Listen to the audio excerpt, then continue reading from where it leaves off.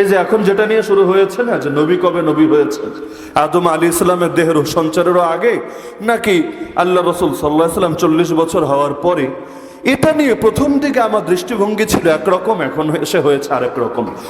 আমার দুই পক্ষের বক্তব্য আমি বিস্তারিতভাবে শুনেছি, শায়েখ আহমদুল্লাহ সাহেবের বক্তব্য তো শুনেছি, তার সাথে আমার আলাদাভাবে কথা হয়েছে, আর তাহের সাহেবের বক্তব্য তো আমি ডেইলি শুনছি এই বিষয়ে। যেহেতু আমাদের সাবজেক্টে আকিদা আর ফিক, সুতরাং আকিদা নিয়ে বাংলাদেশের কোন চিপায় চাপায় কি হয় না হয় সবকিছু নজরে রাখার চেষ্টা করি, কারণ যার যে দায়িত্ব তাকে তো সেই দায়িত্ব পালন করতে হবে। আমরা ইসলামের পাহারাদার, আসলে দারোয়ান, পাহারাদার। তো যেহেতু দারোয়ান, সুতরাং দারোয়ানগিরি করার জন্য আমাকে তো সব বিষয়ে পরিপূর্ণ আপডেট থাকতে হবে। তো চেষ্টা করি পুরো আলোচনার খোলাসা আমি দুই কথায় বুঝিয়ে দিয়ে আলোচনার ইতি টানছি ইনশাআল্লাহ। একদিকে দাবি করা হচ্ছে যে শায়েখ আহমদুল্লাহ সাহেব মুসলমান নেই, কাফের হয়ে গেছেন, বেঈমান হয়ে গেছেন। আরেকদিকে ওই পক্ষ থেকে দাবি করা হচ্ছে যে যারা বলবে নবী 40 বছরের আগে নবী ছিলেন তারা নাকি কাফের হয়ে গিয়েছে। ইবনু তাইমিয়া রাহিমাহুল্লাহর একটা ফতোয়াকে কেন্দ্র করে এই বাক্যটা টানছে, ফাহুয়া কাফিরুন বিত্তিফাকিল মুসলিমিন। তো দুই দলের চোখেই যদি দুই দল কাফের হয়ে যায়, দিন শেষে মুসলমানটাকে, তো মুসলমানকে এটা বোঝানোর জন্য আমি অল্প কথায় মূল মেসেজটা, এবং সাধারণ জনতা যারা আছেন, মাদ্রাসার ছাত্রদের বোধগম্য করে লম্বা আলোচনা আমি ইতিপূর্বে করেছি, সাধারণ জনতা যারা আছেন তাদেরকেও পানি ভাতের মতো করে বুঝিয়ে দিচ্ছি। দেখেন, বিষয় হলো দুইটা। এক নম্বরে, প্রতিটা মানুষ দুনিয়াতে আসার পরে কি হবে না হবে এই সব কিছু আগ থেকে তাকদীর নির্ধারিত আছে নাকি নাই।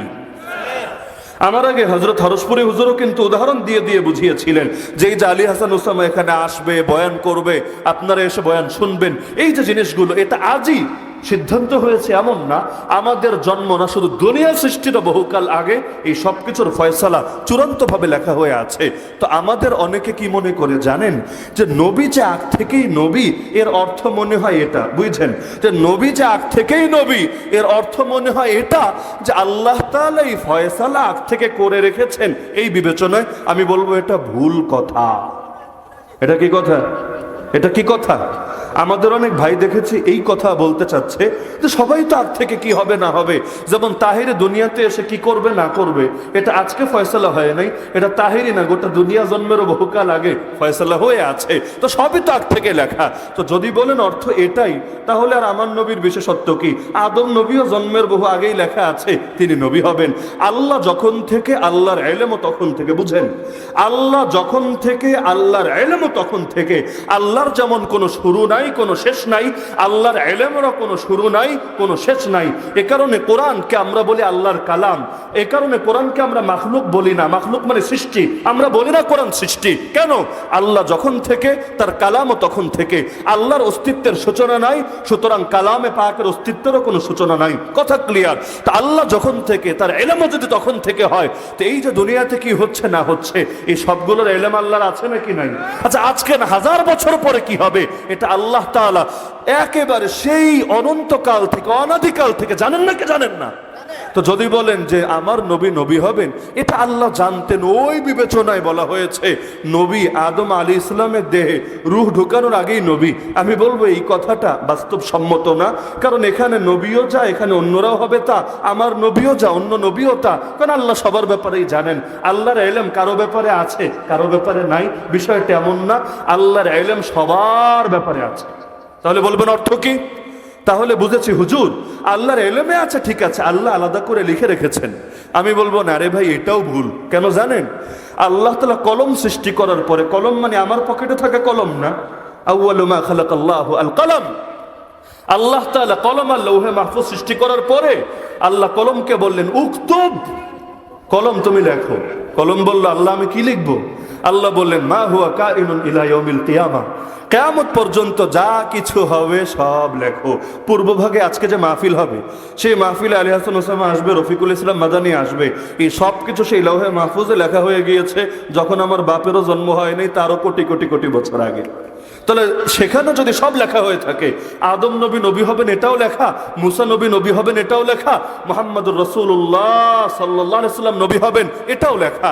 লেখা কি সবই লেখা নাকি কিছু কিছু জিনিস লেখা? সবই লেখা, কোনো কিছু বাদ নাই, এমন কোনো কিছু হবে না যেটা লেখা নাই। আল্লাহ নবী বলেন রুফি আতিল আকলাম ও জাফাতি সুহুফ, সব লেখা শেষ করে কলম উঠিয়ে নেওয়া হয়েছে, আর যেই পৃষ্ঠায় লিখেছে সেখানে কালিও শুকিয়ে গিয়েছে। তার মানে পৃথিবীতে নতুন করে এমন কিছু হবে না যেটা নতুন করে সেখানে লিখতে হবে, সব লেখা হয়ে আছে। তা আমার নবী নবী হবে, এটা লেখা হয়ে আছে। যদি বলেন হুজুর অর্থ খালি এতটুকু, তাহলে ভাই এটা তো সব নবীরই বৈশিষ্ট্য এবং সব মানুষেরও বৈশিষ্ট্য, আমার নবীর বিশেষত্ব থাকলো কই? তো ধাপ কিন্তু দুইটা বলে দিলাম। এক নম্বর হলো এলেম, আল্লাহর এলেমে তো সবই আছে। আমার নবী নবী হবে এটাও আছে, আদম নবী নবী হবে এটাও আছে, আপনি নাসিরনগরে জন্ম নেবেন এটাও আছে। এখন থেকে 5 বছর পর বাংলাদেশের নির্বাচনে রাতের ভোট হোক আর দিনের ভোট হোক, কে পাস করে আসবে এটাও আছে, সব কিছুই আছে। আল্লাহর এলেমে কোনো কিছু বাকি নাই। 2 নম্বরে আল্লাহ কলম আর লৌহে মাহফুজ সৃষ্টি করার পরে সব লিখে রেখেছেন, ওই লেখার মধ্যেও নতুন করে কিছু সংযোজন হবে না, কিছু বিয়োজন হবে না। এই দুইটা সবার ব্যাপারে প্রযোজ্য। বলবেন তাহলে আমার নবী তখন থেকে নবী, এই কথার অর্থ কি? এই কথার অর্থ হলো 3 নম্বরটা, সেটা হলো আপনারা লতাইফুল মাআরিফ খুললে ইমাম ইবনে রাজব হাম্বলির এই কথাগুলো পেয়ে যাবেন। একইভাবে সুবুলুল হুদা ওয়ার রাশাদ ফি সিরাতি খায়রিল ইবাদ কিতাব খুললেও এগুলো পেয়ে যাবেন। আর অসংখ্য ইমামরা স্পষ্টভাবে এই ব্যাখ্যাগুলো করে গিয়েছেন। ইমাম সুয়ুতিও তার কিতাবে লম্বা চড়া আলোচনা করেছেন। আমি সংক্ষেপে মূল কথাটা বুঝিয়ে দিচ্ছি যে এখানে বিশেষ একটা ব্যাপার ঘটেছে। আল্লাহ নবীকে জিজ্ঞেস করা হলো মাতা ওয়াজাবাত লাকা নবুওয়া ইয়ানি সাবাতা, হে নবী আপনার জন্য নবুয়ত কখন সাব্যস্ত হয়েছে? আল্লাহ নবী বললেন কুনতু নাবিয়্যান ওয়া আদামু বাইনার রূহি ওয়াল জাসাদ, আমি তখনও নবী যখন আদম ছিলেন রূহ আর দেহর মাঝামাঝি। তার মানে দেহ তো হয়েছে, রূহ এখনো ঢোকানো হয় নাই দেহের মধ্যে, অর্থাৎ তার দেহে রূহ সঞ্চারের আগে, তাকে প্রাণ দেওয়ার আগে আল্লাহ আমাকে নবুয়ত দিয়ে দিয়েছে।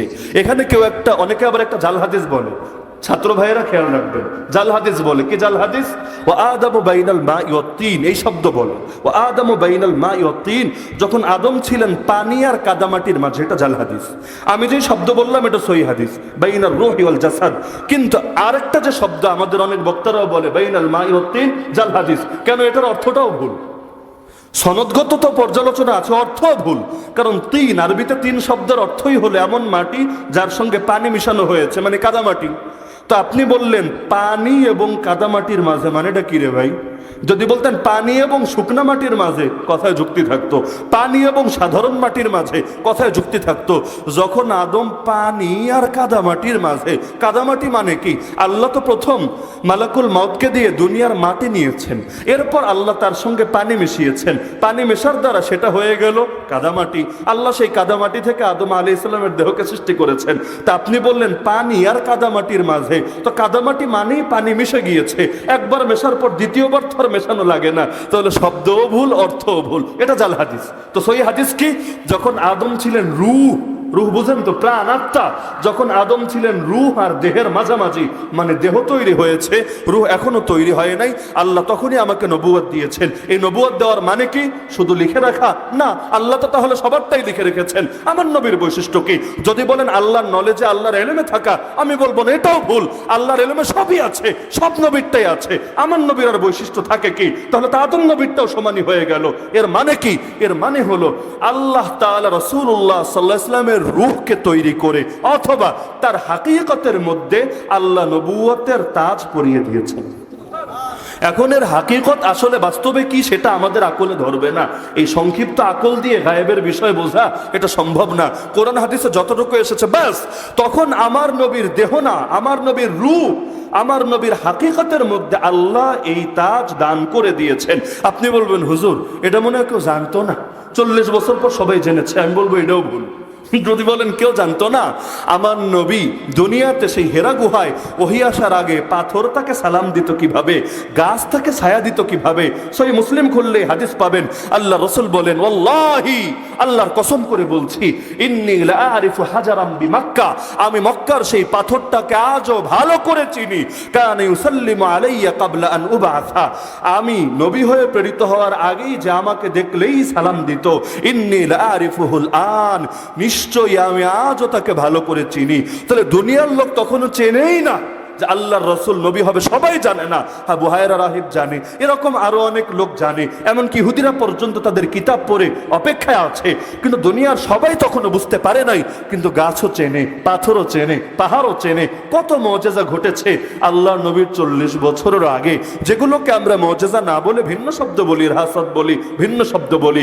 কিন্তু আল্লাহর নবীকে তারা চিনত বলেই তো সালাম দিত, নাহলে পাথরের জবান থেকে সালাম বের হওয়া স্বাভাবিক কোনো ঘটনা না। তাহলে বলবেন নবী 40 বছরে তাহলে কি হয়েছে? সহিহ বুখারী মুসলিমের হাদিসে আছে যে বুইসা নবী সাল্লাল্লাহু আলাইহি ওয়াসাল্লাম লি40 সানা। আব্দুল্লাহ বিন আব্বাস রাদিয়াল্লাহু আনহুর হাদিস, নবীকে প্রেরণ করা হয়েছে 40 বছর বয়সের। মানেটা কি? এর মানে হলো আল্লাহ তাআলা তাকে এই সম্মাননা তো বহু আগেই দান করে রেখেছেন, তবে বিশেষ একটা দায়িত্ব আল্লাহ 40 বছর বয়সে তার কাঁধে তুলে দিয়েছেন। এই দায়িত্বটাও ধাপে ধাপে বেড়েছে। প্রথমে আল্লাহ শুধু তাকে দিয়েছেন, এক পর্যায়ে তার আপনজনদেরকে দাওয়াত দিতে বলেছেন, এক পর্যায়ে শুধু আপনজন না একেবারে সবাইরে দাওয়াত দিতে বলেছেন, এক পর্যায়ে শুধু দাওয়াত না জিহাদ পর্যন্ত করতে বলেছেন। ধাপে ধাপে অগ্রসর হয়েছে। যেমন কোরআন আল্লাহর কালাম কবে থেকে? আল্লাহ যখন থেকে, আল্লাহর কালামও তখন থেকে। তাহলে যখন আদম নবী দুনিয়াতে ছিলেন তখন কি কোরআন ছিল না? হ্যাঁ, অবশ্যই ছিল। আল্লাহ দুনিয়াতে আমাদের সামনে জাহের করেন নাই, কিন্তু আল্লাহর কাছে লৌহে মাহফুজে সংরক্ষিত ছিল নাকি ছিল না? অবশ্যই ছিল। তো মুহাম্মদুর রাসূলুল্লাহ সাল্লাল্লাহু আলাইহি ওয়াসাল্লামকে চাইলে আল্লাহ তো একদিনেই পুরোটা দিয়ে দিতে পারতেন। আল্লাহর এই ক্ষমতা আছে নাকি নাই? লাইলাতুল কদরে তো পুরো কোরআনকে আল্লাহ একসঙ্গে নামিয়েছেন, পুরো কোরআনকে একসঙ্গে নামিয়েছেন। কোথায়? দুনিয়ার আসমানে, প্রথম আসমানে। তো লৌহে মাহফুজ থেকে পুরোটা একসঙ্গে নামালেন, ইন্না আনজালনাহু ফি লাইলাতিল কদর। এরপর সেই প্রথম আসমান থেকে আমার রাসূলের উপর 23 বছর ধরে নাজিল করলেন। কেন? আল্লাহ এক সেকেন্ডে নাজিল করতে পারতেন না? আরে বলেন না, পারতেন না?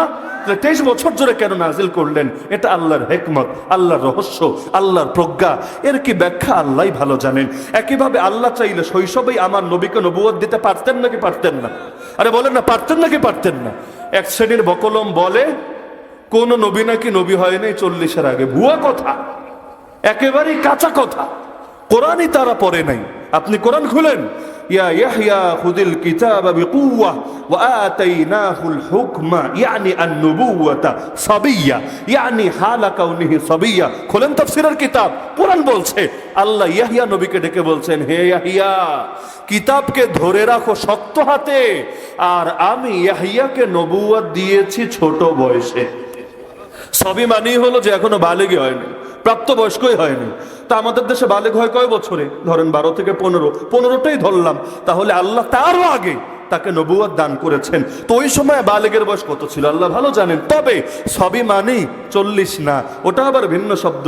তাহলে হাত্তা ইদা বালাগা আশুদ্দাহু ওয়া বালাগা 40 সানা, ওই টাইপের বাক্য বলা লাগবে। তাহলে আল্লাহকে সবাইরা 40-এ নবুয়ত দিয়েছে না আগেও দিয়েছে? বলেন না। আপনারা ঈসা আলাইহিস সালামের ঘটনা পড়েন। যখন তিনি মায়ের কোলে, মাত্র মারিয়াম আলাইহিস সালাম ছোট বাচ্চারা নিয়ে আসলেন, সবাই বলে ছি ছি ছি, তুই একটা পতিতা, একটা বেশ্যা, কি কাজ করলি তুই? ইয়া উখতা হারুন মা কানা আবুকি ইমরাআ সাউই ওয়া মা কানাত উম্মুকি বাগিয়া। কি বলবেন তিনি? কিছু বললেও লোকে বিশ্বাস করবে না, কসম খেয়ে বললেও বিশ্বাস করবে না। আবার আল্লাহ বলে দিয়েছেন, খবরদার আজকে কারো সঙ্গে কথা চলবে না, আজকে কথার রোজা। কথার রোজা মানে কারো সঙ্গে কথাবার্তা বলা যাবে না। তো একদিকে সবাই চরিত্র নিয়ে কথা তুলেছে, আর একজন সতী নারীর যদি চরিত্র নিয়ে কথা তোলে, আরে তার বেঁচে থাকার আর কি অর্থ থাকে? এই এক করুণ অবস্থায় আল্লাহর জন্য এই জবানকে বন্ধ করলেন, আল্লাহ তার জন্য ভিন্ন জবানকে খুলে দিলেন।